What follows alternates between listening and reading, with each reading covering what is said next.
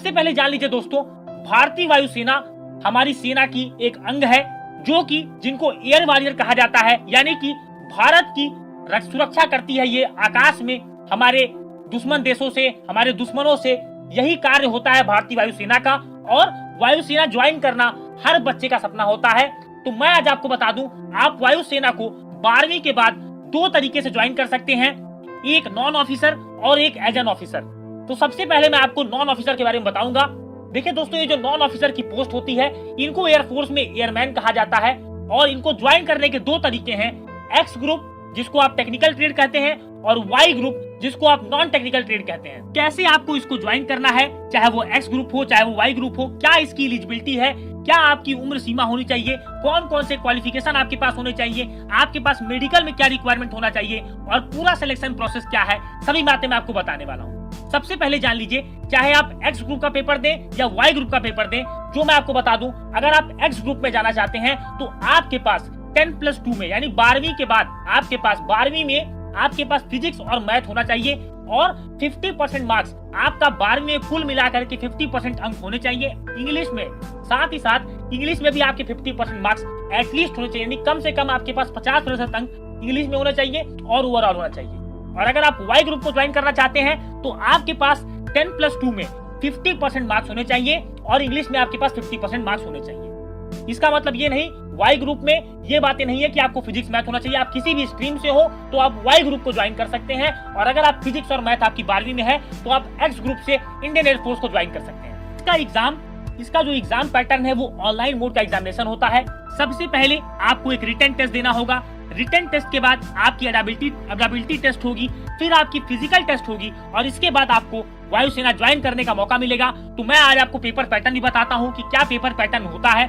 सबसे पहले जान लीजिए, अगर आप एक्स ग्रुप के लिए जा रहे हैं तो आपको समय जो मिलेगा 60 मिनट्स में आपको 70 क्वेश्चंस करने होंगे, जिसमें कि आपके 25 क्वेश्चन मैथ्स के, 25 क्वेश्चन आपके फिजिक्स के और 20 क्वेश्चन आपको इंग्लिश के मिलेंगे, जिसके लिए आपको हर सब्जेक्ट के लिए आपको अलग अलग टाइम मिलेगा। आपको इंग्लिश के लिए 20 मिनट अलग से मिलेंगे, आपको फिजिक्स के लिए 20 मिनट अलग से मिलेंगे और आपको मैथमेटिक्स के लिए भी 20 मिनट्स अलग से मिलेंगे। कहने का मतलब एक के बाद एक पेपर आता जाएगा, आपको अटेम्प्ट करना होगा। इसके बीच में आप स्लाइड को इधर उधर नहीं कर पाएंगे।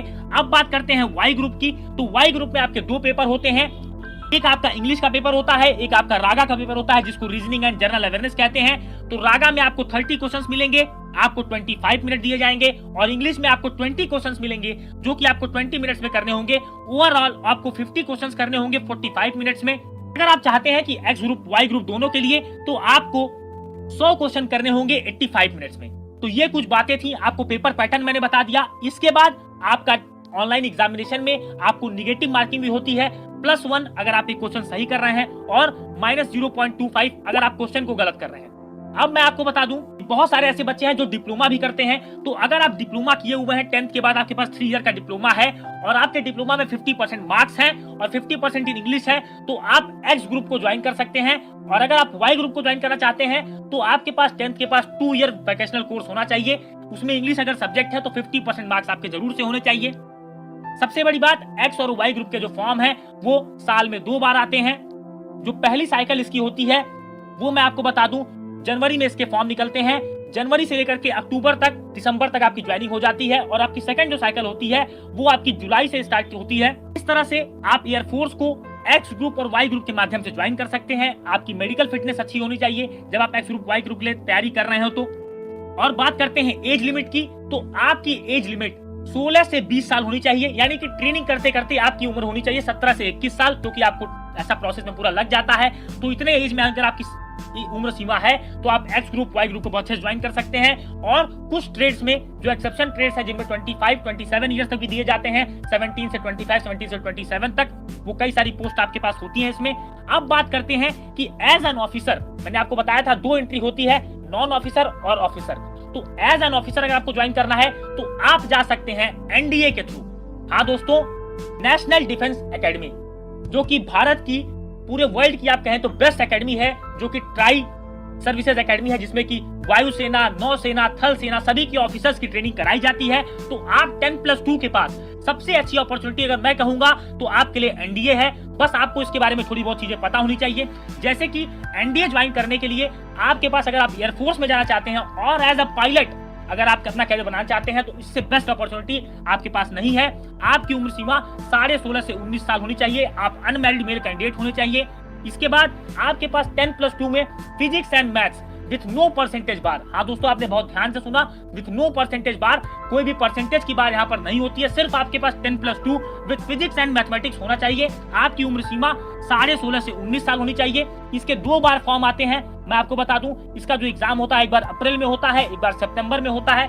2 बार, जिसको NDA 1 जो आप अप्रैल में देते हो और जो आप सितंबर अक्टूबर में देते हो NDA 2 होता है। तो 2 बार आपको मौके मिलेंगे एज एन ऑफिसर। आपको अगर एयरफोर्स को ज्वाइन करना है तो आप NDA के पेपर को दे करके बहुत आसानी के साथ ज्वाइन कर सकते हो। इसमें आपका एक रिटन टेस्ट होगा, फिर आपका एक इंटरव्यू होगा जिसको SSB इंटरव्यू कहते हैं, सर्विस सिलेक्शन बोर्ड, जो कि ऐसा बोर्ड होता है जो कि आपको इस सर्विस में जाने के लिए आपका इंटरव्यू लिया जाता है, जो कि 5 डेज तक चलता है। इसके बाद आपका मेडिकल टेस्ट होता है। इसके बाद आपकी ज्वाइनिंग होती है और आपको खड़गवासला पुणे NDA में भेजा जाता है, जहां से आप ग्रेजुएट होकर के अपने सपने को साकार करते हैं। फिर आप एयरफोर्स एकेडमी में जाते हैं, 1 साल की वहां ट्रेनिंग करते हैं। तो इस तरह से अगर आपके अंदर जज्बा है, जुनून है और अगर आप मेहनत करने की इच्छा रखते हैं तो भारतीय वायुसेना आपका बाहें फैला करके स्वागत करेगी। तो बिल्कुल दोस्तों, मुझे लगता है कि मेरी कई बातें आपको बहुत आसानी समझ में आई होंगी। अगर आपको वीडियो अच्छा लगा है और अगर आपका कोई दोस्त भारतीय वायुसेना को ज्वाइन करना चाहता है, अगर उसमें जुनून है, तो मैं यही कहूंगा, सिर्फ नव स्पर्शम दीप्तम इस मोटो के साथ आप लोग मेहनत करें और इस वीडियो को ज्यादा शेयर करें।